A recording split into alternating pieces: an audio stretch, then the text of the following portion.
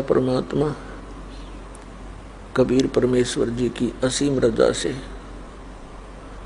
पुण्यात्माओं आप सत्संग सुनने के लिए यहाँ आ पाए। भक्ति मुक्ति के दाता सतगुरु ये भटकत प्राण फिरंदा, उस साहिब के हुक्म बिना नहीं तरवर पाथ हिलंदा।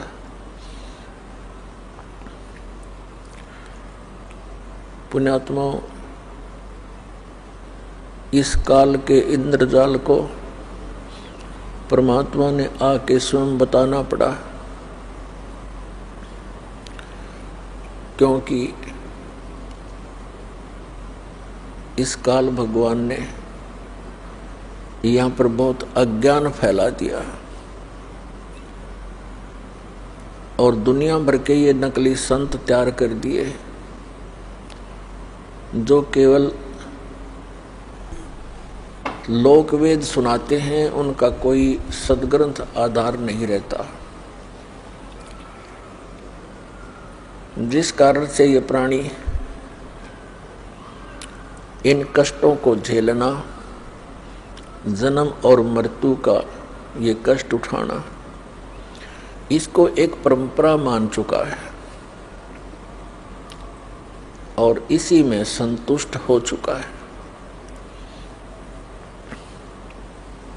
अधिकतर संतों का भी यही अपना विधान है कि जन्म मृत्यु ये तो होती ही रहेगी। परमेश्वर ने स्वयं आकर हमें जानकारी दी,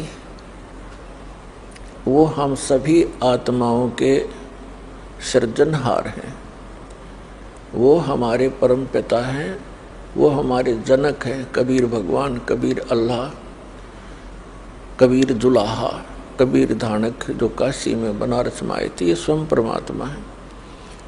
ये परम अक्षर ब्रह्म है, ये सत्य पुरुष है, यही अकाल मूर्त है, यही शब्द स्वरूपी राम है। अब अपने उस निज स्थान की जानकारी परमात्मा ने स्वयं आकर देनी पड़ती है, क्योंकि यहाँ का जो राजा है, यहाँ का जो मालिक है, स्वामी है, ईश है, ये काल है। इसको श्राप लगा हुआ है 1 लाख मानव शरीरधारी प्राणियों के सूक्ष्म शरीर को तपत शिला पर भून कर उससे निकले हुए गंध को खाता है। जीव मरता नहीं, लेकिन वहाँ पीड़ा बहुत होती है जब इसको तपतशिला पर डाला जाता है। तपतशिला एक बहुत बड़ी तई समझ लो, तई तवे होते हैं, बड़ी बड़ी तई होती हैं, भट्टियों पर रखते हैं। ऐसे एक पत्थर की सब अपने आप जल रही है और उसमें इतनी हीट है, इस प्राणी को वहाँ डाला जाता है सूक्ष्म शरीर में, तो ये बहुत बुरी तरह तड़पता है। इस प्राणी ने इस स्थूल शरीर के माध्यम से आजीवन जितने भी विकार किए हैं, जैसे भी दुर्व्यसन किए हैं, चटपटे आहार किए हैं, भोजन फल फ्रूट खाए हैं, इनका एक अंश सूक्ष्म शरीर के ऊपर लिप्त हो जाता है। अब आप देखते हो प्रत्येक प्राणी कोई ना कोई विकार कर ही रहा है।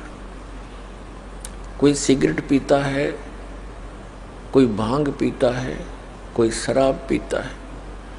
चटपटे आहार करना इस मन का एक स्वभाव है। ये मन उस काल का एजेंट है। काल तो साकार है, तो मन को भी काल ही समझो, और ये वो सब क्रियाएं कराता है जिनकी इसको आवश्यकता है। और साथ में इसका एक और उद्देश्य रहता है कि ये ऐसे कर्म ना कर ले ये प्राणी जिससे इसको पुनः मनुष्य जीवन शीघ्र मिल जाए। काल को भय बना रहता है कि जब इस प्राणी को मनुष्य शरीर होता है तो उस समय ही कोई ऊपर से शक्ति आती है परमात्मा की भेजी हुई, और वो यहाँ सबको ज्ञान देता है। मनुष्य जीवन में होंगे तो ये ज्ञान ग्रहण कर सकेंगे, अन्य पशु पक्षियों की योनियों में होंगे तो ये भटकते रहेंगे। फिर मानव शरीर प्राप्त प्राणियों को ये इतना भ्रमित करवा देता है कि जब वो समय आता है उस परमात्मा के यहाँ प्रकट होने का, या अपना कोई दास भेजता है अपना रिप्रेजेंटेटिव बना के, तो उस समय तक ये काल प्रत्येक मानव को अज्ञान से आंट देता है और बकवादों से भर देता है, बुराइयों के इतने आदि बना देता है कि जिस समय परमात्मा का ये समय आता है, मोक्ष टाइम जिसे कहते हैं, मोक्ष समय, तो उस समय तक ये ऐसा कंडम कर देता है इस मानव को, प्राणी को। या तो ये भक्ति चाहता नहीं, अन्य बकवादों में लगा रहता है, राजनीति में बड़ी पोस्ट प्राप्त करने के लिए स्टडी में, और फिर सारा जीवन जोड़ के एक कोठी और करके 10-20 लाख रुपए बैंक में आप मर जाता है। आप गधा बना फिरता है और बैंक के बैलेंस ने पता नहीं कौन वर्तता है। तो ये चाहता है कि कोई भी प्राणी उस समय भक्ति योग्य ना रहे। अब जो पुण्यात्माएं पिछले जन्म जन्मांतर से परमात्मा की भक्ति करते आ रहे हैं और उनको मनुष्य जीवन भी मिलता आ रहा है, कुछ एक ऐसे नियम हैं, कुछ ऐसी परमात्मा की भक्ति के कुछ अंक होते हैं, उनके कारण एक मानव को 10, 20, 50, 100 भी कंटिन्यूस मनुष्य जीवन मिल सकते हैं। और उन मानव शरीर के अंदर यदि परम संत मिले नहीं तो कोई आंट नहीं सकता। ये पृथ्वी रोज सूर्य उदय हो रहा है, अस्त हो रहा है, और उदय हो रहा है, अस्त हो रहा है, अरबों वर्ष बीत के चलता रहेगा, फिर ठा होगा इसका। तो जब तक इसके पूर्व जन्म की संस्कार इसके साथ रहते हैं प्राणी का, तो इसकी बैटरी चार्ज होती है इन्वर्टर की, समझ लो। इस जीव के पुण्यों के कारण ये भक्ति युक्त रहता है, वो भक्ति संग्रहित होती है इसकी पूर्व जन्म जन्मांतर की। और फिर वो 2 जन्म उसके हो गए, 3 हो गए, 4 हो जाएंगे, 10 हो जाएंगे, 50 हो जाएंगे।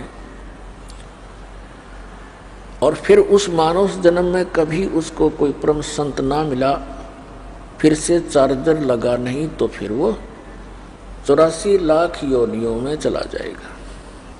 तो वो पुण्यात्माएं जो मानव शरीर से तुरंत आए हैं, वो स्त्री है या पुरुष है, मेल है या फीमेल है, वो परमात्मा की भक्ति के बिना रह नहीं सकते। उनको परमात्मा की एक विशेष कसक बनी ही रहती है, जिसके कारण वो जैसा भी जिस परंपरा में, जिस भी मजहब धर्म में उसका जन्म होता है, अपनी परंपरागत उन क्रियाओं में भी वो शीघ्रता से लग जाता है। तो काल भगवान ने परमात्मा से कहा था, जब परमेश्वर प्रथम बार इस काल के लोक में आए थे, इसने परमात्मा के साथ, क्योंकि परमेश्वर कबीर जी अपने पुत्र का रूप बना कर आते हैं, कभी ज्ञानी का, कभी सहज दास का, कभी जोगजीत का। तो वो ये सोचता है कि ये मेरे भाइयों में से ही है, क्योंकि काल भी परमात्मा का ही पुत्र है, हम सभी उसी के बच्चे हैं। चाहे कोई चींटी है, हाथी है, शेर है, बगेरा है, गवेरा है, राजा है, रंक है, किसी भी मजहब धर्म में जन्मा है।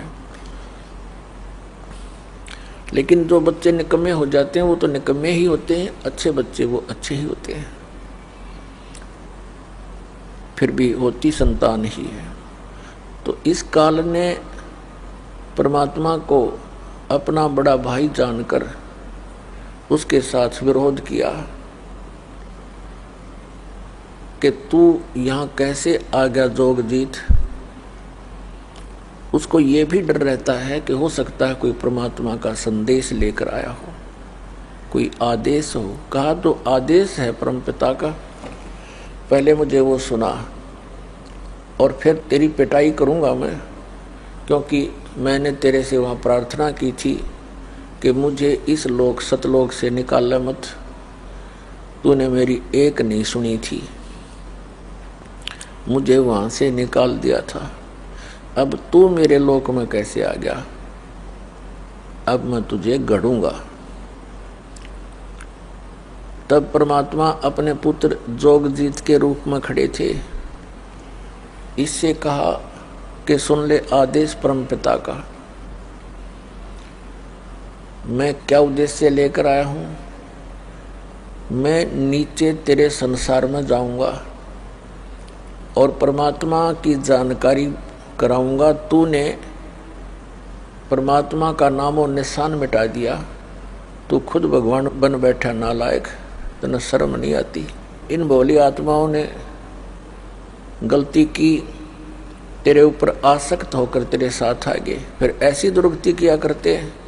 कोई गधा बना दिया, कोई गधी बना रखी, कोई कुत्ता, कोई सुअर, सुअरी गंद में लेट रहे हैं, क्या खा रहे हैं।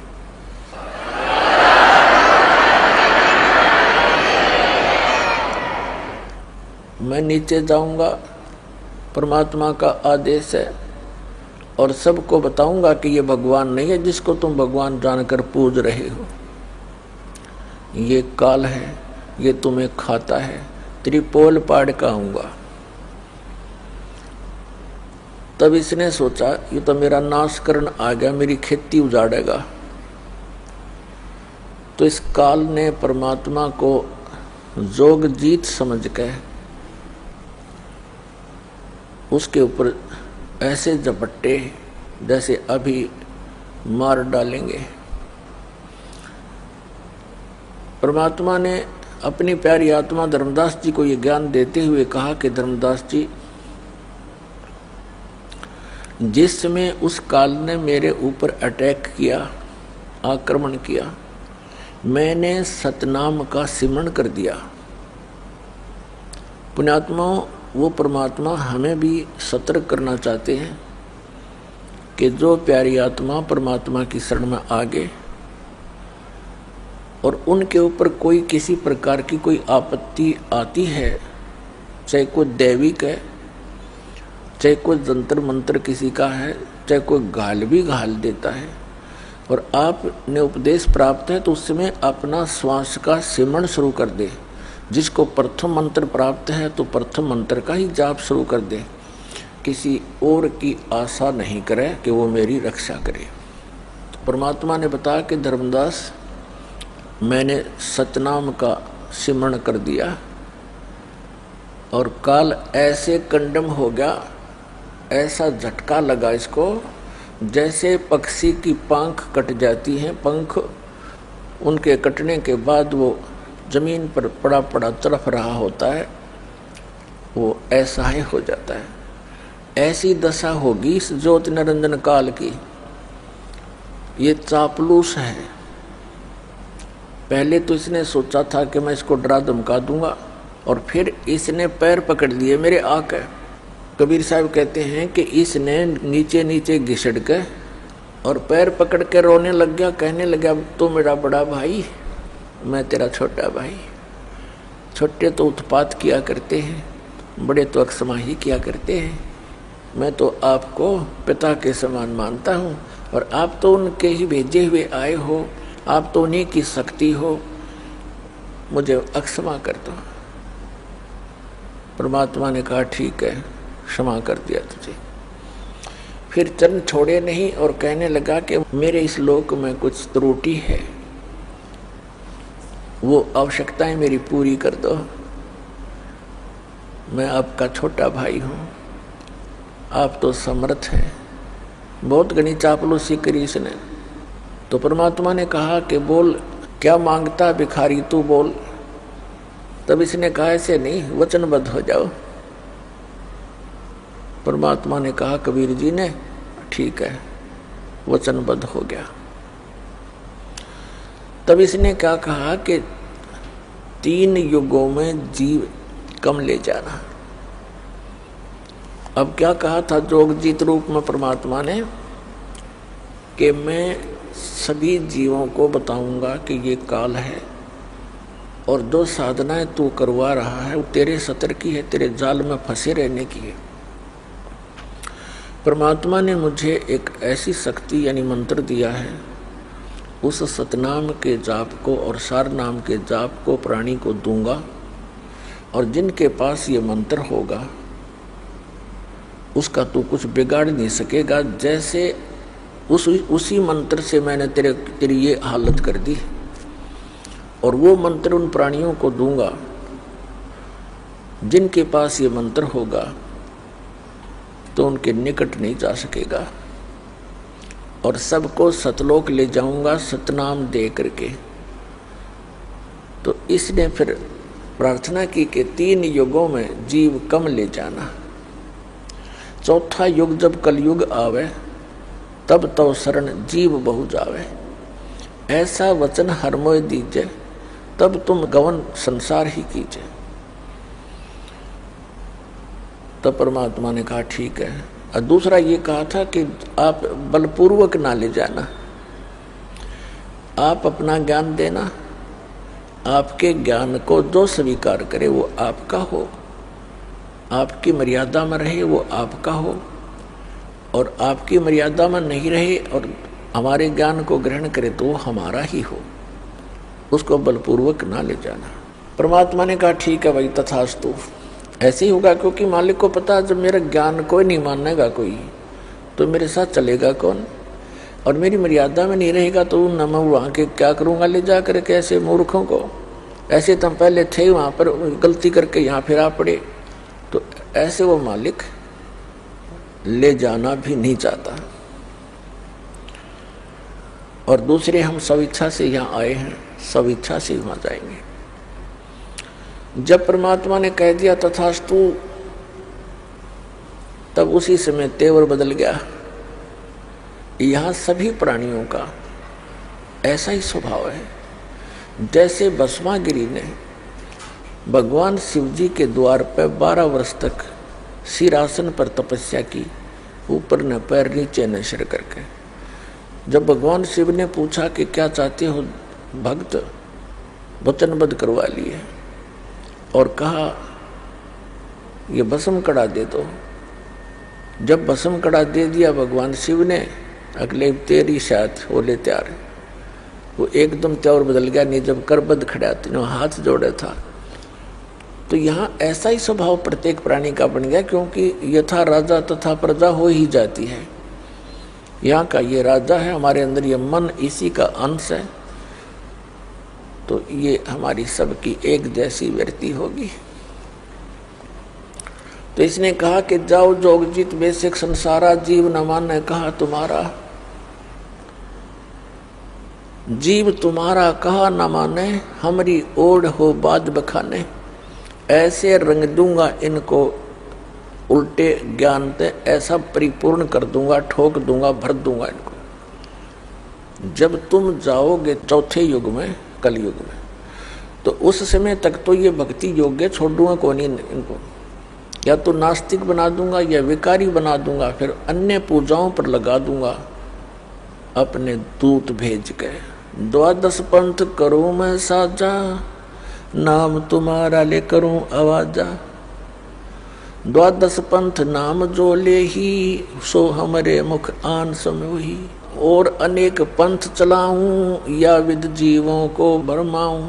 तीर्थ व्रत जप तप मन लाऊं, और देवी देवल धाम पुजवाऊं। ये नरे तीर्थ बनवा दिए, नरे धाम बनवा दिए, और ऐसा पाठ पढ़वा दिया नकली संतों, ऋषियों, महर्षियों, आचार्यों और शंकराचार्यों द्वारा कि तीर्थों की पूजा कर, धामों पर माथा टेक, कल्याण हो जाएगा। अरे हमारे सदग्रंथ क्या बताते हैं, हमारा विधान क्या बताता है भगवान का? पवित्र चारों वेद, पवित्र श्रीमद् भगवत गीता, और पवित्र वो सच्चिदानंद घन ब्रह्म की वाणी, कबीर वाणी, ये विधान है परमात्मा का। तब परमात्मा ने कहा था जब कलयुग बीत जाएगा 5500 वर्ष, उस समय हम जाएंगे वहां पर और तेरे सभी पंथों को मिटा करके एक बना दूंगा। मेरे बच्चों को जो तूने डिवाइड करवा दिया होगा उस समय, क्योंकि सतयुग त्रेता द्वापर तक अन्य कोई धर्म मजहब नहीं था। इस कलयुग के ये ज़्यादा से ज़्यादा 2-2.5 हजार वर्ष, अब जो आज से 2-2.5 हजार वर्ष उसके बाद ही हम विभाजित हो गए।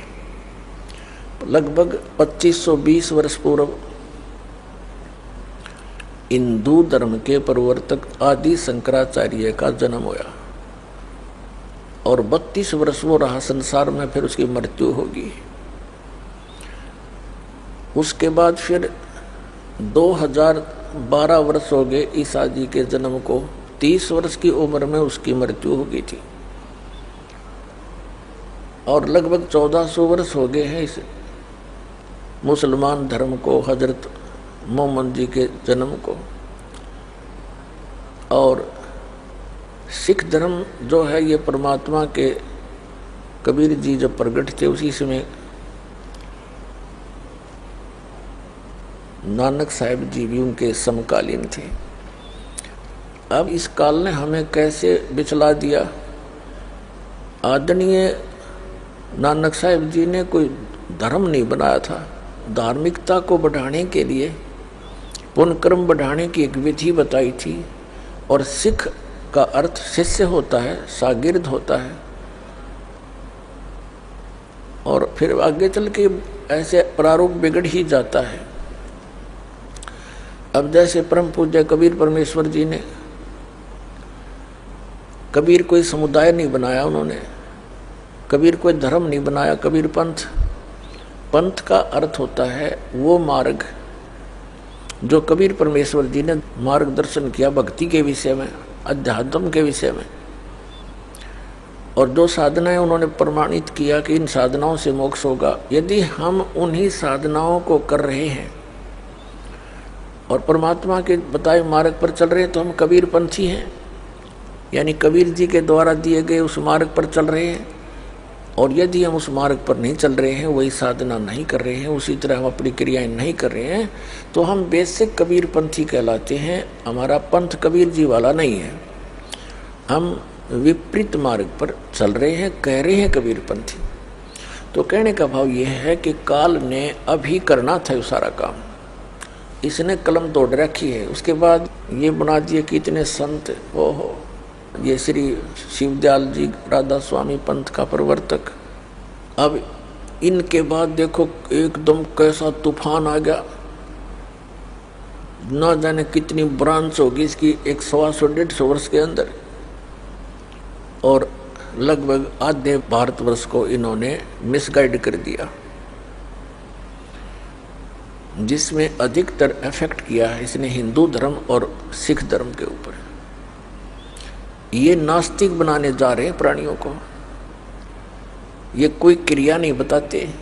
आंख मीच कर बैठ जाओ 2.5 घंटे सुबह, 2.5 घंटे शाम, और नाम पांचों काल के, और कुछ नहीं करना, ना कोई जोत लगानी, ना कोई धर्म भंडारा। ये खील तक भी नहीं बांटते, सत्संग करते हैं, पानी की व्यवस्था करते हैं। इन्हें तो भट्ठा बैठा दिया मानव जीवन का। हमारे घरों में ज्योति जला करती थी पहले देसी घी की, प्रत्येक के घर में, विशेषकर हमने, क्योंकि दास का जन्म पवित्र हिंदू धर्म हुआ, तो प्रत्येक घर में ज्योति शाम के समय तो वैसे जलाया करते थे, चाहे जलावे 2 सेकंड के लिए। वो लायत इसलिए करते थे, छोटी जल्दी हो जाती, समाप्त हो। लेकिन कुछ न कुछ क्रिया धार्मिकता का यथार्थ मार्ग था, वो भी न भट्ठा बैठवा दिया, बंद करवा दिए। अपने आत्माओं, ये धन धन सतगुरु सच्चा सौदा सिरसा वाले जो कि तो सेम प्रणाली समझ लो भाई। ये बाल योगेश्वर बोल रहे हैं जो अमेरिका में रहता है, उसका एक भाई सतपाल जी है यहाँ भारतवर्ष में। इनका किसी का सिर पैर नहीं, सारे श्राद्ध निकालने, वह भूत पूजा बताओ जो आम व्यक्ति कराया करता, जैसे हम पहले करते थे एज इट इज है ये। या साराम जी ने कख नहीं पता, मूर्ख बना रहा इतनी दुनिया ने। 6-7 नाम डाल देता है, सेलेक्ट कर ले दो तीन अच्छा लगे। एक तो ये खुद देता है एक नाम, 100 हमको 2 हिस्से में कर देता है, 100 बाहर हम भीतर, और बाकी 6-7 मंत्र बोल देता है कि इनमें से जो तुझे अच्छा लगे सेलेक्ट कर ले। अरे भले आदमी, एक डॉक्टर के पास मरीज जाता है और मरीज का अगर 6 प्रकार की गोली डाल दे, तेरी मर्जी सेलेक्ट कर ले कोई सी, क्या वो डॉक्टर है? मूर्ख बना रहा दुनिया का डॉक्टर।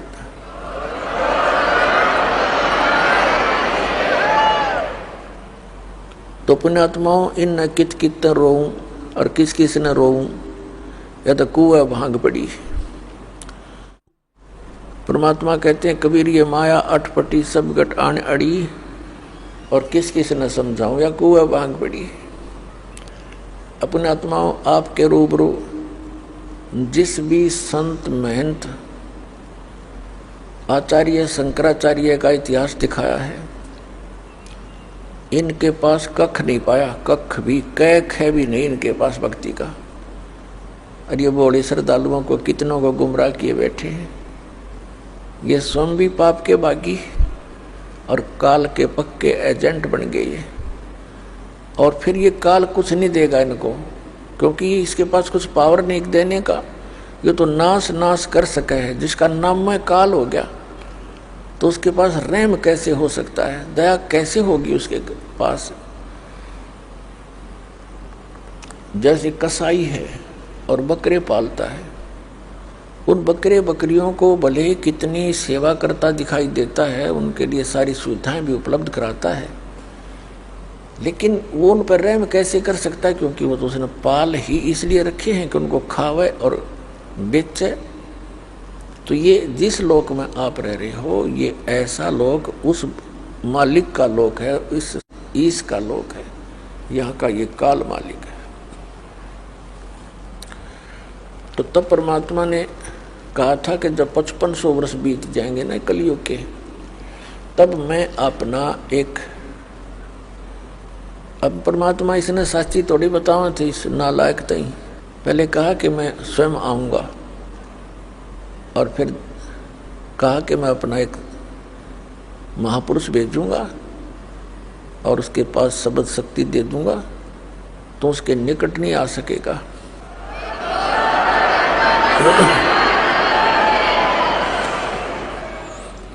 तो फिर परमात्मा ने कहा था कि जब वो कलयुग का समय आएगा, उस समय तक तू कर ले जो तूने करना है। तो तब इसने कहा था कि जब तुम्हारा वो 5500 वर्ष कलयुग का आएगा, उससे पहले तो इनको ऐसा कंडम कर दूंगा, या तो भक्ति करना ही भूल जाएंगे। क्यों नास्तिक बनवाना चाहता सबको ये। जैसे महात्मा बुद्ध था, अच्छी आत्मा थी, भगवान का बच्चा था, काल के हाथ चढ़ गया, क्योंकि पिछले पुण्यकर्मी प्राणी ही ये संत पद को प्राप्त करते हैं। इनकी बोलने की शैली न्यारी होती है पिछले संस्कारवश, और वो दुरुपयोग करता है युग काल इनका। तो उनके बोलने की शैली अच्छी थी, कसक थी उनकी आवाज में, लाखों लोग अनुयायी हो गए। पूरा चीन महात्मा बुद्ध का अनुयायी बन गया, और महात्मा बुद्ध के द्वारा बताए गए भक्ति विधि से उनको कोई अध्यात्म लाभ नहीं हुआ। औपचारिक बातें तो आम आदमी भी जानता है, जब तक भगवान का साथ नहीं होगा उसको, तो वो किसी चीज का भी पालन नहीं कर पाएगा, कुछ दिनों में सब भूल जाएगा। और परमात्मा साथ रहेगा तो उसको अभाव किसी वस्तु का होने ही नहीं देगा, जिससे वो गिरावट में आवेगा नहीं। तो यही हुआ कि भगवान से मिलने वाली राहत बंद होगी। और जब महात्मा बुद्ध आए थे, उस समय सभी प्राणी अच्छे पुण्यात्मा होते थे। वो उनको संसारिक सुख उनके पूर्व जन्म के ही संस्कारों से मिलते रहते थे, और वो ये सोचते रहे कि महात्मा बुद्ध ने जो हमें क्रिया बताई है, इससे हम फलीभूत हो रहे हैं, जिस कारण से आगे चल के उनकी संतान इतनी पुण्ययुक्त नहीं, क्योंकि कलयुग में ऐसे ही घटती आ रही है सतर हमारे पुण्यों का। तो फिर उनको कुछ भी लाभ नहीं हुआ, तो उन्होंने त्याग दिया भक्ति को और विधान बना दिया कि कोई भगवान नहीं है। ये सृष्टि अपने आप बनती और बिगड़ती रहती है, और काल यही चाहता है कि ये नास्तिक हो जाए, बिल्कुल भगवान की रुचि ना रहे, खासकर इस कलयुग में। पहले जिसने चिंता थी नहीं। तो पुण्यात्माओं, ये जितने भी राधा स्वामी पंथ, जय गुरुदेव पंथ, सतपाल और बालयोगेश्वर का पंथ, और ये आसाराम और ये जितने भी सुधांशु जी का पंथ, ये कृपालु कृपुलुर, ये सारे काल के एजेंट हैं। इनके द्वारा बताए गए भक्ति मार्ग से किसी को भी लाभ नहीं हो सकता, और कुछ दिनों में ये पूरा मानव ये नास्तिक हो जाना था, ये सत्कर मान लेना। अब जैसे राधा स्वामी पंथ के प्राणी जो 30-30 वर्ष, 20-20 वर्ष, 10-10 वर्ष से वहाँ साधना किया करते थे, और वहाँ उनको सुख होते थे, और बताते थे, जो गुणगान करते थे, गुरुजी आज हमें ये लाभ हो गया, गुरुजी आज हमें ये लाभ हो गया, और ईब उनकी बिरानमाटी होगी। जैसे सुखिन राधा स्वामी धन धन सतगुरु सच्चा सौदा सिर साड़े आसाराम राणा नो है। ऐसा तो हम साला सर जाया करते, जब भी होया करता था। उस हनुमान की पूजा, पत्थर की मूर्ति पूजा करने जाते, तभी हमें महसूस होता था कि हमें ये सुख हो गया, हमें ये सुख हो गया। वो होता था हमारे पूर्व जन्म के पुण्यों से, और हम सोच रहे थे बाबा हनुमान जी ने दे दिया। बाबा हनुमान जी बता, अब वो तो आप भगत थे, एक भगत दूसरे भगत को क्या दे सकता है? और वो कभी नहीं कहा करते मेरी भक्ति करो, तो खुद भगवान की भक्ति करते थे, औरों को सलाह देते थे भक्ति करो भगवान की। तो इन अनाड़ी अज्ञानी काल के एजेंटों ने हमें ये सब उल्टे मार्ग, हमको उल्टे मार्ग पर लगा दिया। तो ऐसे ही ये प्राणी भ्रमित होकर, जैसा भी पुण्यात्मा को जैसा कोई गुरु मिलता है, उस गुरु जी के बताए अनुसार वो तन मन धन से समर्पित हो जाता है। इसी प्रकार एक धर्मदास नाम के एक बहुत पुण्यात्मा थे। मध्य प्रदेश के अंदर एक बांधवगढ़ नाम का एक शहर था, और वहाँ उस पुण्यात्मा का जन्म हुआ था। बहुत बड़े धनी व्यक्ति थे। धनी व्यक्ति, इतना धन था उनके कि श्री धर्मदास जी के पूर्वज इतने धनवान थे कि कभी कोई प्राकृतिक आपदा आ जाती थी, और वहाँ का नवाब भी धर्मदास जी के पूर्वजों से वित्तीय सहायता लिया करता था। इतने धनी व्यक्ति होते हुए और फिर भगवान की चाह, तो पुण्यात्मा वो कितनी पुण्यकर्मी प्राणी होगा, कोई एस्टिमेट नहीं लगाया जा सकता उसका। अब फिर उसको एक काल का दूत मिला हुआ था, श्री रूपदास जी, जो श्री राम, श्री कृष्ण, शंकर भगवान और विष्णु जी का मार्गदर्शन करता था, विष्णु जी का उपासक था, वैष्णु साधु था। अब उस भोली आत्मा को जैसा भी उस गुरुदेव ने पाठ पढ़ाया, अब शिष्य तो एक कोरा कागज होता है, और संत को वो गुरु मानकर उसके पास जाता है। जो भी ज्ञान वो देता है उस कोरे कागज पर अंकित होता चला जाता है। इसी प्रकार धर्मदास जी अपने गुरु रूपदास जी के द्वारा बताए गए उस भक्ति मार्ग पर तन मन धन से समर्पित था। उनके गुरुदेव ने कौन सी पूजाएं बता रखी थी कि हरे राम हरे कृष्ण,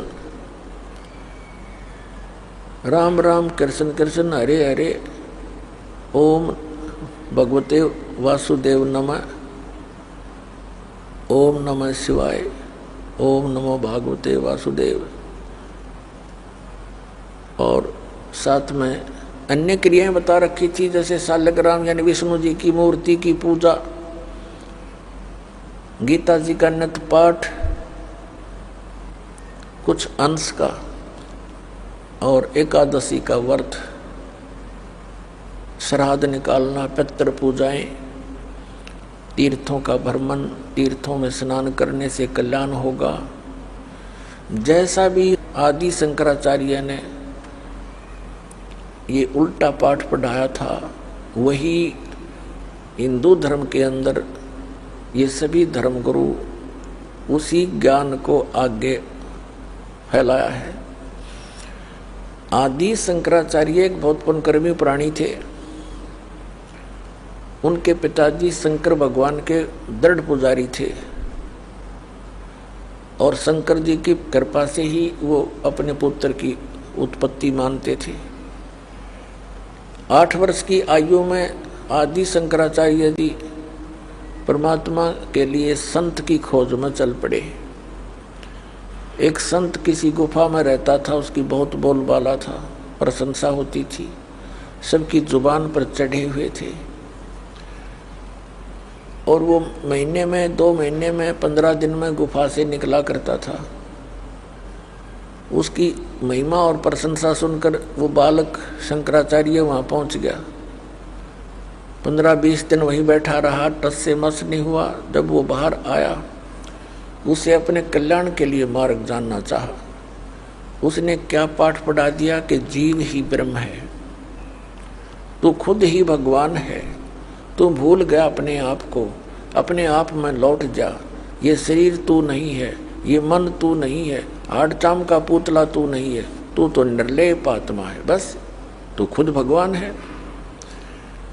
अब उस कोरे कागज पर जो लिख दिया उसने फाइनल मान लिया और इसी ज्ञान को आगे संसार में फैलाने लगा, बढ़ाने लगा। तो उस समय भी हमारे पूर्वज इतने बुद्धिमान थे, उन्होंने उनसे कहा कि स्वामी जी, आप कह रहे हो कि जीव ही भगवान है, जीव ही ब्रह्म है, फिर ठीक है, आप अपना काम करो, हम अपना कर रहे हैं, तो आप भी भगवान और हम भी भगवान, फिर और करना क्या रह गया? फिर क्या करें बताओ? आप कह रहे हो जीव भगवान है और ये ज्ञान देते फिर रहे हो, ठीक है, हमने पता लग गया, तू भी भगवान हम भी भगवान, चल अपना काम कर। अब उसने सोचा भाई ये ऐसे तो ये पंथ बढ़ेगा नहीं, यह तो बहुत बात बिगड़ी और बात भी सच्ची है। जब भगवान ने हैं हम सारे, तो फिर क्रिया क्या रहेगी, फिर और साधना क्या करेंगे भी?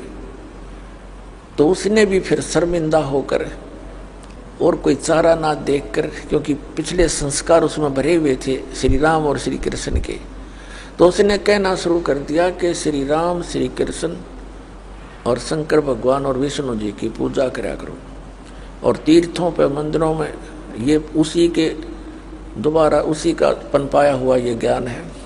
इस कारण से उसी परंपरा से आगे चलकर रूपदास नाम के एक संत थे। तो पुण्यात्मा आदरणीय धर्मदास साहिब जी अपने पूज्य गुरुदेव रूपदास जी के द्वारा बताए गए मार्ग के अनुसार 68 तीर्थों पर घूम रहा था। जब वो वृंदावन के अंदर यानी मथुरा के अंदर पहुंचा, अब मथुरा की महिमा ये कैसे सुनाते हैं हमारे धर्मगुरु कि वहाँ भगवान श्री कृष्ण ने लीला की थी, क्रीड़ा की थी, हैं भगवान कृष्ण वहाँ पर घूमा फिरा करते थे, उसके चरण टिके हुए हैं और उस तालाब में स्नान किया करते थे। गोवर्धन पर्वत को भगवान श्री कृष्ण ने उठा लिया था, वहाँ जाने से कल्याण हो जाएगा। अरे भले आदमियों, तो परमात्मा उनसे मिले।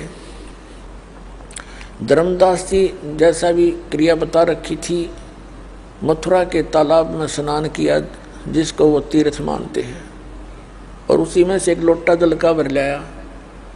पहले तो कुछ स्थान गाय के गोबर से और मिट्टी मिला करके लीपा, और फिर उसके ऊपर एक बढ़िया कपड़ा बिछा के पहले तो भगवान विष्णु की मूर्ति को स्नान कराया, एक थाली में रख के उसको फिर सारे कपड़े पहनाए, तिलक तुलक लगाया, मुकुट रख दिया, और उसको धूप दीप दे के लगा गीता जी का पाठ नित नियम करता था। वो भगवान परमात्मा, वो सतपुरुष, वो हमारे पिता हमारे लिए भटक रहे हैं। वो उस समय काशी में प्रकट थे, एक जुलाहे की भूमिका कर रहे थे। परमात्मा का यहाँ आने का उद्देश्य यही होता है कि यथार्थ ज्ञान प्रचार करूं और काल भी ना समझ सके कि ये भगवान आए हैं। इस तरह लीला किया करते हैं वो। काशी के अंदर दुल्हाई का कार्य करते थे और परमात्मा जिस उद्देश्य को लेकर आते हैं वो भी साथ साथ पूरा करते हैं। जैसा कि वेद गवाही देते हैं कि वो परमात्मा सतलोक से चलकर आता है, अच्छी आत्माओं को मिलता है, उनको ज्ञान देता है, तत्व ज्ञान देता है, पूर्ण अध्यात्म मार्ग से उसको परिपूर्ण करता है। और परमात्मा स्वयं भी कहते हैं, गोता मारो स्वर्ग में जा बैठो पाताल, कह कबीर ढूंढता फिरूं मैं अपने हीरे मोती लाल। उन हीरे मोती लालों को खोजते हुए परमात्मा एक जिंदा महात्मा का रूप बनाकर वहां पहुंच गए, जहां धर्मदास जी अपना नित्य क्रिया कर रहा था। थोड़ी सी दूरी पर बैठ के जिंदा महात्मा होते हैं मुसलमानों में, एक काला सा ओवरकोट पहनते हैं, घुटनों से नीचे ताई का, पिंडलियों तक का एक ही, और एक अंडरवियर कच्छा पहनते हैं घुटनों तक का, एक ऊपर टोप काले से रंग का ऐसा ऊंचा ऊंचा सा टोप कपड़े का बनाकर पहनते हैं। ऐसी वेशभूषा वाले को जिंदा महात्मा कहते हैं। ये विशेषकर मुसलमानों में होते हैं। परमात्मा थोड़ी दूरी पर बैठ गया, क्योंकि हिंदू मुसलमानों से इसलिए नफरत करते रहे हैं कि ये मांस खाते हैं। तो परमात्मा ने सोचा कहीं ये बिदक ना जावे मेरी वेशभूषा को देखकर, थोड़ा दूर बैठ के अपने आत्माओं देख हमारे साथ कैसा जुल्म कर रखा है इस काल ने। हमारे पिता ने हमारे निकट आते हुए डर लग रहा है कहीं मेरा बच्चा और दूना ना गर्क हो जाए। जैसे बच्चा डूबने जा रहा हो और को निकालने के लिए कोशिश करता है, तो उसने ये भी ध्यान रखना पड़ता कि आगे और ना चला जाए ये बालक, गहरे पानी में डूब ना जा। तो इसलिए परमात्मा दूर बैठ के, और वो नित्य नियम करते हुए गीता जी का पाठ कर रहा था, और परमात्मा ऐसे गर्दन हिला रहे थे जैसे मानो धर्मदास जी के द्वारा पढ़े जा रहे उस गीता के ज्ञान से बड़े प्रभावित हैं और बहुत अच्छा लग रहा हो। धर्मदास जी ने देखा कि ये मुसलमान होकर के हमारी गीता के ऊपर कितना आसक्त है। उस दिन थोड़ा सा और ऊंचे स्वर में बोलना शुरू कर दिया, और गीता अध्याय जिसको पढ़ रहा था उसका अनुवाद भी साथ बोलना शुरू कर दिया। जब उसने अपनी सब क्रियाएं कर ली, तब परमात्मा थोड़े से निकट आकर बैठ गए 10 फुट की दूरी में, और कहा महाराज जी, हे महात्मा जी, मैं परमात्मा के लिए भटक रहा हूं और मुझे कोई मार्गदर्शन करने वाला नहीं मिल रहा है। परमात्मा की तरफ मुझे बहुत है, मेरा कोई मार्गदर्शन करो, मुझे यथार्थ ज्ञान बताएं। तब धर्मदास जी को और अच्छी खुशी हुई कि भी बड़ी अच्छी बात, एक मुसलमान हमारे इस धर्म से प्रभावित हुआ, हमारे ज्ञान से। तो उसने कहा कि आजा, बैठ जा, बता देता हूँ। देखो ऐसे ऐसे लगा बताने कि 68 तीर्थ करने चाहिए, श्रीमद् भगवद गीता का नित्य पाठ करना चाहिए, और ऐसे ऐसे राम कृष्ण की भक्ति करने से मोक्ष होता है, शंकर भगवान की भक्ति करनी चाहिए।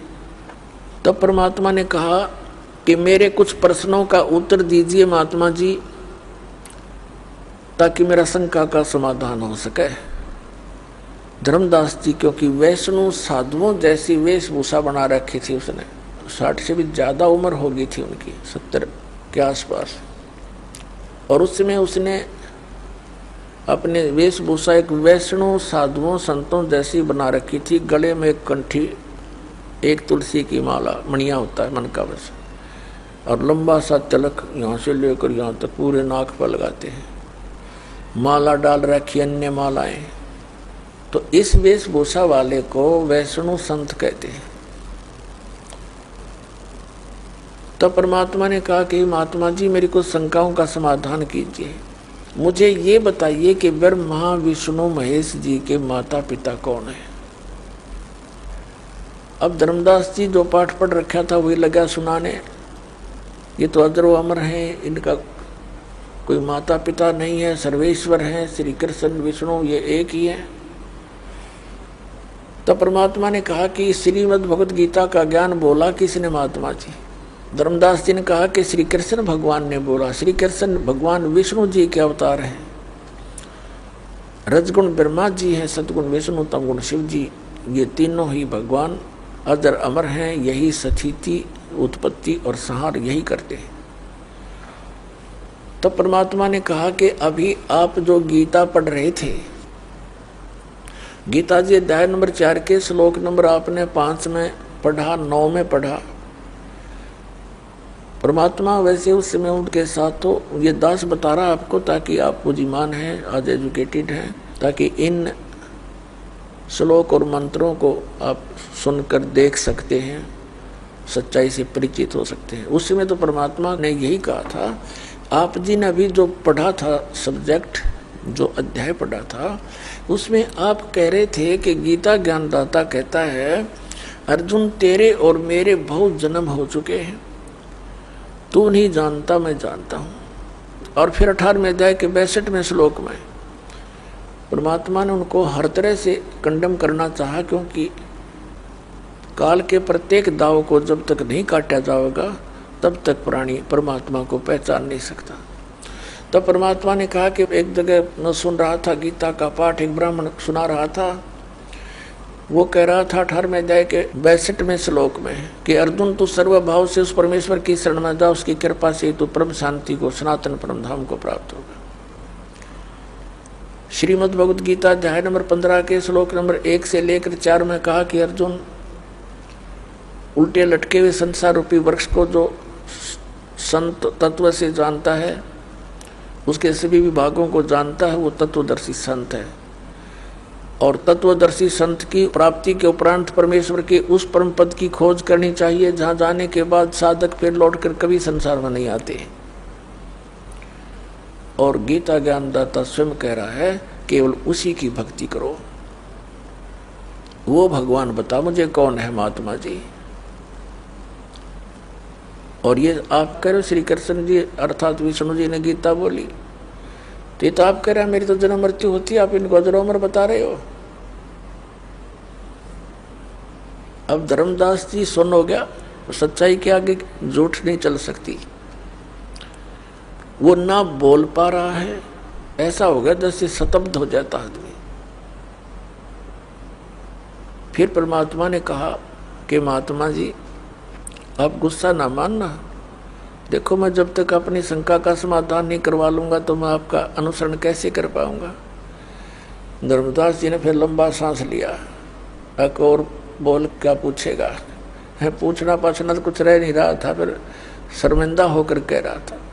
परमात्मा ने कहा कि जैसे आप श्री राम हरे कृष्ण ओम नमः शिवाय ओम भगवते वासुदेव ये जो मंत्र जाप करते हो, एकादशी का व्रत करते हो, या तीर्थों पर जाने के लिए आप स्वयं भी जाते हो, मुझे भी आप बता रहे हो ऐसा करो, तो क्या श्रीमद् भगवत गीता में लिखा है ऐसा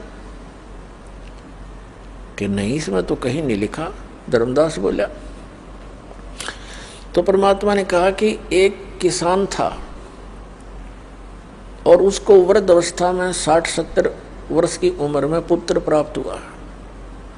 उस किसान ने सोचा कि मेरा पुत्र जब तक युवा होगा, ऐसा ना हो मेरी मृत्यु हो जावे, तो उसने एक पेड़ पर बही में अपना कृषि के लिए जो अनुभव था, कौन सी फसल किस समय पर बीजनी चाहिए और किस समय उसमें फर्स्ट वाटरिंग यानी प्रथम सिंचाई करनी चाहिए, कौन से मौसम में वो बीजनी चाहिए, कैसा बीज होना चाहिए, किस समय उसका परिपक्व होने का ये कलर हो जाएगा तब उसको काटना चाहिए, वो पूरा डिटेल लिख दिया। और उसकी पिता की मृत्यु होगी, पुत्र युवा हुआ। अब वो पुत्र उस अपने पिता की उस बही को, पैड को, अनुभव को डेली पढ़ लेता है, 1 पृष्ठ या 2 पृष्ठ। और जैसा उसके पिताजी ने मार्गदर्शन कर रखा, इसकी बजाय वो और ही क्रियाएं, उसमें और ही फसल बो रहा है। जैसे बोने के लिए लिखा है गेहूं और बो रहा है भांग,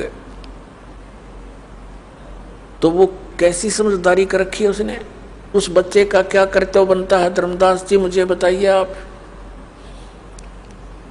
क्या उसका कर्तव्य नहीं बनता जो पिता ने उसमें लिख रखा है बही में, पैड में, उसके अनुसार उसका पॉइंट टू पॉइंट फॉलो करे। धर्मदास जी कहते हैं हाँ बिल्कुल सही है ना, तो मूर्ख हो तो मूर्ख है। फिर क्या पाओगा उसने। तो परमात्मा ने कहा ऐसे ही मूर्ख तुम लगे मुझे। आपके परमात्मा ने लिखा है कि इसमें कोई मंत्र वो जाप करना ही नहीं। 8वें अध्याय के 13वें श्लोक में लिखा कि ओम इति एकाक्षरम ब्रह्म विवरण माम अनुसमण यह प्रयाति तदंदेहम से आती परमागति। अब गीता ज्ञानदाता कहता मेरा केवल एक ओम मंत्र है, नथिंग एल्स। इसके अतिरिक्त और कोई मंत्र मेरा नहीं है। और गीता अध्याय नंबर 16 के श्लोक नंबर 23-24 में कहा है कि शास्त्र विधि को त्याग कर जो मनमानी पूजा करते, मनमाने जाप करते हैं, मनमाना आचरण करते हैं, उनको न तो कोई सुख हो, न उनकी गति हो, न ही सिद्धि प्राप्ति हो। इससे तेरे लिए अर्जुन कर्तव्य और अकर्तव्य की व्यवस्था में सदग्रंथ ही प्रमाण है। तो वो खुद कहते हैं, परमात्मा खुद कह रहे हैं आपके कि गीता के अंदर जो लिखा है, सदग्रंथों में, वेदों में जो लिखा है, इसके अनुसार जो साधना करता है वो तो ठीक है। इसको त्याग कर अपने मनमानी पूजाएं करता है, आचरण करता है, नाम जाप करता है, तो वो यूजलेस है। अब धर्मदास जी के तो पसीने आ गए। और ये पुराना रंग 20, 30, 50 वर्ष से फिर पूरे समाज के अंदर जहाँ भी जाते हैं एक ही जैसी लोकवेद कथाएं होती हैं, किसी को कोई ऑब्जेक्शन ही नहीं होता, सभी उसको सेट हो जाते हैं। जो भी जिस धर्म में, मजहब में जन्मा है उसका बहुत बड़ा समुदाय होता है और पूरे क्षेत्र में वही पूजाएं, उसी तरह की विचारधारा बनी रहती है, फिर उसमें ऑब्जेक्शन ही होता किसी को। और उसमें आकर के कोई सच्चाई बताने की चेष्टा करता है तो विरोध का एक तूफान बन जाता है। तो ये सब काल का ही जाल है। जब आदरणीय धर्मदास साहिब जी ने देखा कि ये तो भाई बात तो बड़ी गहरी गहरी कर रहा है, पर ये मुसलमान है, कहीं अपने कुछ अन्य उद्देश्य लेकर ही कुछ ना बोल रहा हो, तब उसने कहा कि जिंदा तू हमारे देवी देवताओं के बारे में गलत ना बोला है, और हम तो यही पूजाएं करेंगे, और हम जीव हिंसा नहीं करते। तो परमात्मा ने देख लिया कि काल आ बैठे इसकी मति में, एकदम अंतर ध्यान हो गए भगवान, सामने से अदृश्य हो गए। धर्मदास जी एकदम भयभीत हो गए और फिर उसको विचार आने लगे कि अरे सारी सच्ची बता रहे थे तो देख मैं कैसा नालायक हूँ, ये भगवान मुझे माफ कर दो। अब उनने तो वो ऐसा कंडेम कर दिया मालिक ने उस ज्ञान से कि जो साधनाएं वो कर रहा था उसकी रुचि नहीं बड़ी उनको करने में। क्या करे उसको, अब शाम होगी इसी चिंतन में रहा कि, और ये कह रहा मन मन में रो रहा कि भगवान एक बार फिर आ जाओ, एक बार दर्शन दे दो, मैं आपकी सारी बात सुनूंगा। मैं पापी आत्मा हूँ, देख कैसी अच्छी बातें बता रही थी और मैंने स्वीकार नहीं किया, मैं कितना नीच नालायक व्यक्ति हूँ। अपने आप को कोस रहा था, सारी रात करवट लेकर काटी, सुबह वो क्रियाएं करने की रुचि बनी नहीं। सुबह उठकर लगा फिर खाना बनाने, खाना बनाने के लिए शाम को लकड़ियां ला के रख लेते थे। उसने तो पूरा स्टॉक रखा था, क्यों हफ्ता 10 दिन का वहाँ टूर प्रोग्राम था उसका। तो उसमें कुछ गिल्ली लकड़ियां भी थी, कुछ सूखी भी थी। एक मोटी लकड़ी लगा के, सहयोगी लकड़ी लगा के अग्नि जला दी, रोटी लगा बनाने। सूर्य उदय होने से पहले उसने रोटी बनाना शुरू कर दिया था, जब थोड़ा सा रोशनी था। और फिर रोशनी अच्छी होगी तो उसने क्या देखा कि चूल्हे में जलती हुई लकड़ी वो साथ आ गई, बिल्कुल निकट आ गई चूल्हे के पास, और वो बीच से खाली थी, थोथी लकड़ी जलती हुई। वो लकड़ी के पिछले हिस्से पर, एंड पर एक तरल पदार्थ उबल रहा था। उस थोथी लकड़ी के चारों तरफ का जो एंड के ऊपर सुराख था, उसके थोड़ी सी गिल्ली लकड़ी होती है तो उसमें ऐसी व्यवस्था बन जाती है। उधर से क्या देखा कि चींटियां अपने मुख में अंडे लेकर और पीछे को भाग रही हैं, उस लकड़ी के थोथे उस सुराख में से निकलने की चेष्टा कर रही है। और वो बाहर निकल नहीं पा रही, आगे जल रही हैं अग्नि से, आगे अग्नि से जल रही हैं, पीछे आती हैं तो वो तरल पदार्थ जो चारों तरफ लकड़ी के ऊपर उबल रहा है, उसमें गिर के वो चटक चटक हो रही है। अब धर्मदास, क्योंकि भगत के अंदर धार्मिकता और दयालुता घनी होती है, एकदम कांप गया सारा। हे भगवान, यदि इतनी लंबी लकड़ी थी और ये तो तकरीबन सारी ही जल गई, और इसमें ना जाने अनगिनत कितनी चींटियां जल गई है मेरे मालिक, आज इस पापी से बहुत पाप हो गया। तुरंत वो लकड़ी बुझा दी, जितना खाना बन गया था सो बन गया। अब उसने सोचा कि ये कैसे प्रायश्चित करूं इस घोर पाप का।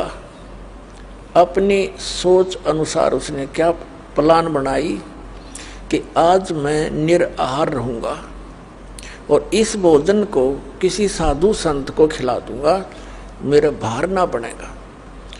ये उद्देश्य लेकर रख के सारी उस भोजन को थाली में चल पड़ा साधु की तलाश में। परमात्मा कहते हैं, सोचल सिद्धर मैं करूं अपने जन के काज। एक साधु रूप बना करके, लाल कपड़े वालों को हिंदू धर्म में साधु मानते हैं, और बैठ के एक वृक्ष के नीचे धर्मदास जी की दृष्टि पड़ी तो तुरंत उनके पास जाकर प्रणाम किया, भोजन रख दिया। महाराज जी भोजन पा लो, भूख लगी होगी। परमात्मा ने कहा, हाँ धर्मदास भूख लगी है, रख दो भाई। अब वो देख रहा है कि आदमी जाना पहचाना सा भी लग रहा है, पर मुझे कैसे जानता है ये। फिर उसने सोचा धर्मदास जी ने कि मैं बहुत भंडारे करता रहता हूँ, साधु संत आते रहते हैं, तो किसी भंडारे में आया होगा, देखा होगा, मैंने भी इसको देखा होगा। तो परमात्मा ने क्या किया, एक लोटा रखा था अपने जल का, उस लोटे में से थोड़ा जल लिया चुल्लू में, और कोई मंत्र बुदबुदाया, और जितना भी भोजन था उसके छींटे मार दिए जल के। क्या देखता है, देखते ही देखते सभी सारे भोजन की चींटी बन गई, और प्रत्येक के मुख में अंडे सफेद सफेद।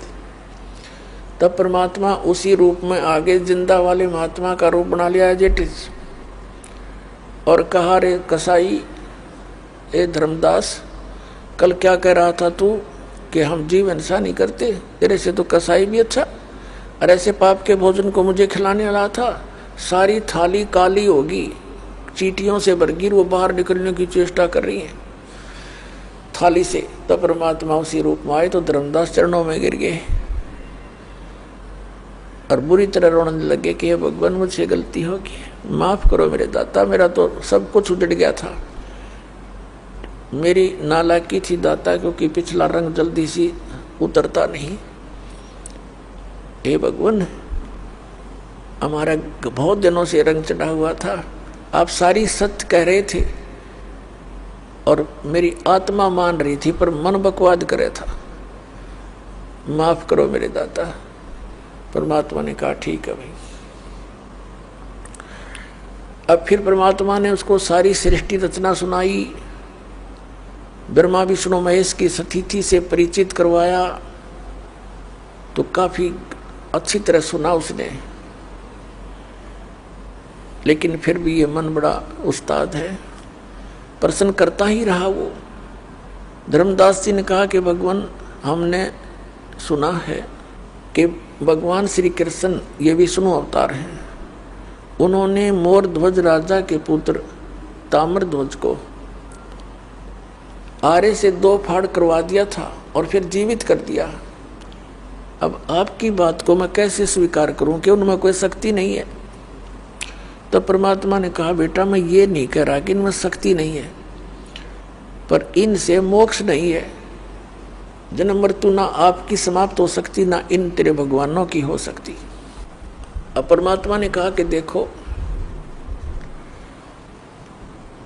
वही श्री कृष्ण भगवान उस समय वो फेल हो गए जिस समय अभिमन्यु महाभारत के युद्ध में प्रथम दिन ही मारा गया था। अभिमन्यु भगवान श्री कृष्ण का सगा भांजा था, सुभद्रा का पुत्र था और पांडवों का कुलनाश हो रहा था। श्री कृष्ण उनको जीवित नहीं कर सका। अब धर्मदास जी एकदम स्तब्ध हो गए। तो परमात्मा से पूछा कि भगवान क्या कारण था? तो परमात्मा ने कहा कबीर जी ने कि धर्मदास, ताम्रध्वज जो लड़का था उसकी आयु शेष थी। इस कटे हुए शरीर को ये उनके संस्कारवश ठीक कर सकते हैं। उसकी आयु शेष थी, इसलिए उसको जीवित कर दिया। आप पे मरवाया था, आप पे जीवित कर दिया। अभिमन्यु की आयु शेष नहीं थी, आपके भगवान कृष्ण जी नहीं कर सके उसको जीवित। और एक परमात्मा परम अक्षर ब्रह्म है जिसकी मैंने कथा सुनी है। धर्मदास जी ने पूछा कि फिर आपको ज्ञान कहाँ से हुआ जिंदा महात्मा? कि एक कबीर नाम के महापुरुष परमात्मा सतगुरु आए हुए हैं, उस सतगुरु ने मुझे ये ज्ञान बताया है और उसी से मैं आपको आगे ये जानकारी दे रहा हूँ। तब धर्मदास जी ने कहा कि भगवान, सृष्टि रचना आपने सुनाई और सतलोक की महिमा बताई, मुझे वहां के दर्शन कराओ तब मेरा विश्वास दृढ़ हो। परमात्मा बोले, भाई बात सुन, मैं तुझे विधि बताऊंगा जो मैंने अपने गुरुदेव से प्राप्त है और उसकी तू साधना कर। जब तू शरीर छोड़ के जाएगा वहीं पहुंच जाएगा, ऐसा हठ नहीं करना चाहिए। तो फिर उसने कुछ और ऐसे ही अटपट बातें कर दी और शंकाएं बहुत पैदा कर ली। तब परमात्मा फिर अंतर ध्यान हो गए और फिर लगा बुरी तरह रोने। फिर धर्मदास जी रोते हुए वापस चल पड़े अपने बांधवगढ़ की तरफ। अब घर पर जब पहुंचे, उसकी पत्नी बड़ी धार्मिक थी। आमनी देवी ने कहा कि भगत जी, आपने तो बहुत लंबा टूर प्रोग्राम बना रखा था, इतने शीघ्र कैसे आगे वापस? तब धर्मदास जी बुरी तरह रो रहे थे। ऐसे रो रहे थे जैसे कोई निजी व्यक्ति की मृत्यु हो जा। बोला नहीं जा रहा था, कंठ रुंध गया था। उसकी पत्नी ने सोचा कि भगत जी का किसी ने धन लूट लिया, जो ये पैसा अपने रास्ते का खर्च लेकर गए थे किसी ने लूट लिया और ये न्यू रो रहा है कि मैं कंजूस टाइप हूँ थोड़ी सी। क्योंकि धर्मदास जी खुले दिल से धर्म क्या करते थे, वह टोक टाक देती थी कि इतना खर्चा नहीं करा करते, बालक भी पढ़ते हैं। तो उसने अपने आप सोच लिया कि कहीं ये इसलिए दुखी हो कि मैं इसकी प्रत्येक क्रिया में बाधा बना करती थी और आज इसकी दशा देखकर मुझसे रहा नहीं जा रहा। तो उस रोते हुए को देखकर कहने लगी कि आपके भगवान ने घना धन दे रखा है, आप क्यों चिंतित होते हो? किसी ने धन चुरा भी लिया तो आप दोबारा ले जाओ। काफी देर के बाद धर्मदास जी थोड़ा सा नॉर्मल से हुए। फिर बताने लगा कि अमनी, यदि मेरा भौतिक धन खत्म हो जाता तो मैं नहीं रोता। आज मेरा वो धन चला गया, शायद मुझे नहीं मिले, और वो मिलेगा नहीं, मैं जीऊँ नहीं। आमिनी जी ने फिर पूछा, सारी कहानी बता दी है। आमिनी जी ने कहा कि आप एक व्यापारी होकर के और सौदा चूक गए। तब धर्मदास जी कहता कि जीवन में पहली बार चुका हूँ मैं, इसलिए रो रहा हूँ, मैं कितना नालायक हूँ। सारी कथा सुनाई, सारी कहानी बताई। 6 महीने बीत गए ऐसे ही रोते हुए, और ऐसे बैठ जाएं बाहर गली में आकर के, ऐसे देखते रहे जैसे बेलड़ी ने इंतजार की थी श्री राम के आने की।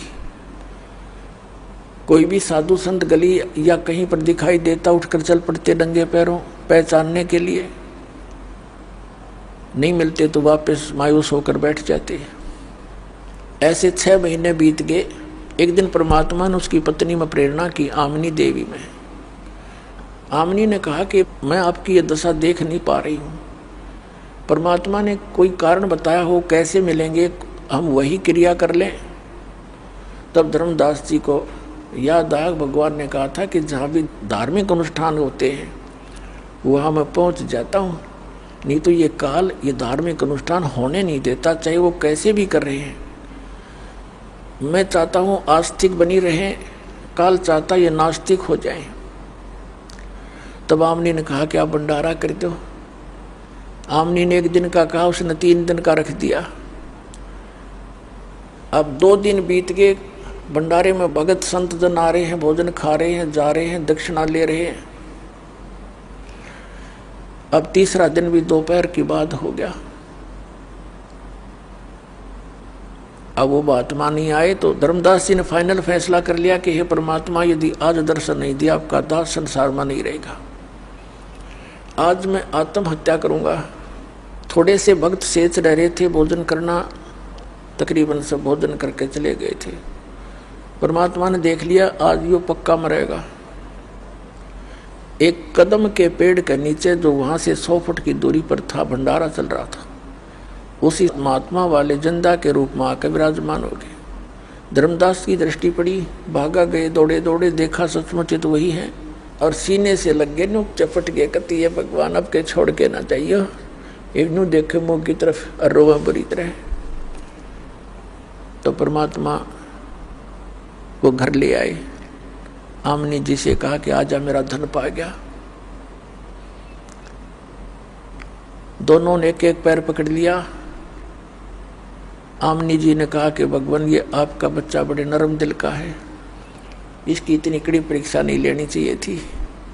परमात्मा ने कहा, बेटा युग काल का वकील बन रहा था और एक नहीं मानना था, मैं सारी सच्ची कहूँ था।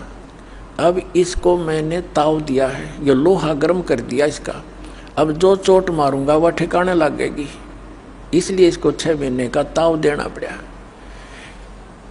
फिर परमात्मा ने दोनों को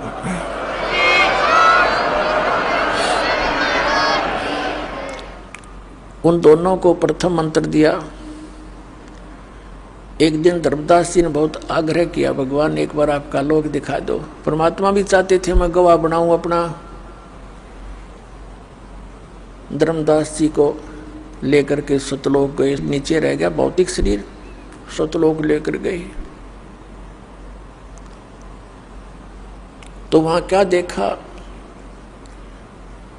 परमात्मा अपने दूसरे रूप में, तेजो में शरीर, जिसके सिंहासन पर विराजमान है, मनुष्य आकार है, एक रोमकूप में करोड़ सूर्य मिला दे करोड़ चंद्रमा, उससे भी अधिक रोशनी परमात्मा के शरीर की है। अब धर्मदास जी ने देखा भी भगवान तो ये होगा, ये नौकर होगा जिंदा यहाँ का। तो कबीर परमात्मा जिंदे के महात्मा के रूप में नीचे से गए थे, चवर करने लगे उस परमात्मा के अपने दूसरे स्वरूप पर। थोड़ी सी देर में सिंहासन पर विराजमान जो परमात्मा थे वो उठे और नीचे से गए हुआ शरीर जिंदा वाला सिंहासन पर विराजमान हुआ, और वो तेजों में शरीर वाला भगवान जिंदा महात्मा के ऊपर चवर करने लगा। कुछ देर के बाद धर्मदास जी ये सोच रहे थे ये क्या हो रहा है कि महात्मा के ऊपर भगवान चवर कर रहा है। इतने में वो तेजो में शरीर जिंदा वाले शरीर में समा गए। अकेले कबीर भगवान जिंदा वाले रूप में वहां विराजमान रहे, अनंत कोट ब्रह्मांड के कंट्रोलर के सिंहासन पर। फिर परमात्मा ने कहा कि जाइए धर्मदास, नीचे जाओ और मेरी इस सारी महिमा से तू जनता को परिचित कराओ।